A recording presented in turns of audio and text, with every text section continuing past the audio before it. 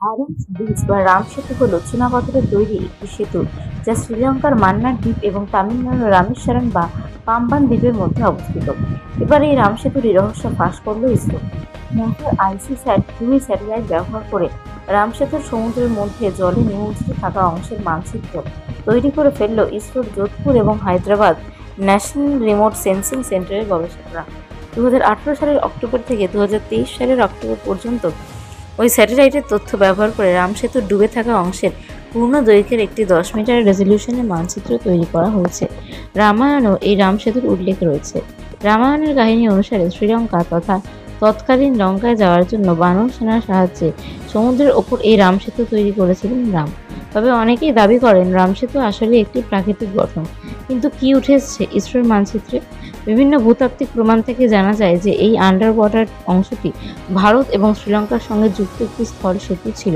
খ্রিস্টীয় নবম শতাব্দীতে পারস্য নাবিকরা এটিকে সেতু বান্ধবী নামে উল্লেখ করে। বিজ্ঞানীরা জানিয়েছেন রাম সেতুর প্রায় 99.98% অগভীর এবং অতি গভীর জলে ডুবে থাকে।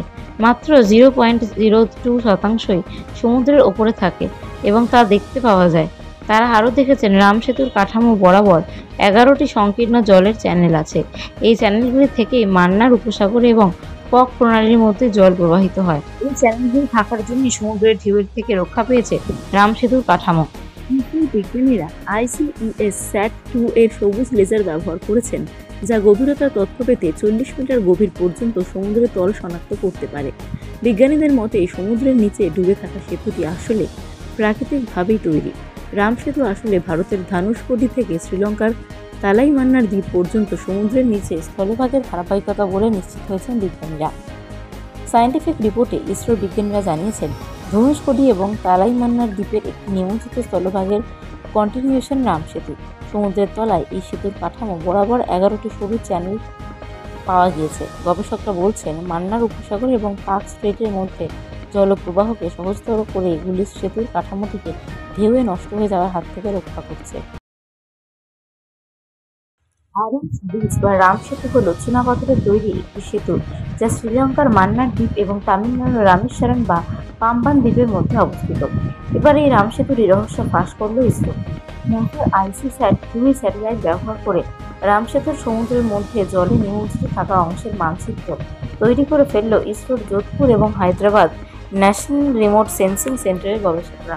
2018 সালের অক্টোবর থেকে 2023 সালের অক্টোবর পর্যন্ত ওই স্যাটেলাইটের তথ্য ব্যবহার করে রাম সেতুর ডুবে থাকা অংশের পূর্ণ দৈর্ঘ্যের একটি 10 মিটার রেজলিউশনের মানচিত্র তৈরি করা হয়েছে।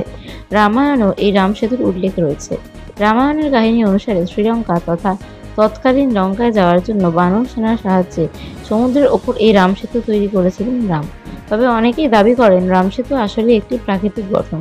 কিন্তু কি উঠে এসেছে ইসরোর মানচিত্রে? বিভিন্ন ভূতাত্ত্বিক প্রমাণ থেকে জানা যায় যে এই আন্ডার ওয়াটার অংশটি ভারত এবং শ্রীলঙ্কার সঙ্গে যুক্ত একটি স্থল সেতু ছিল।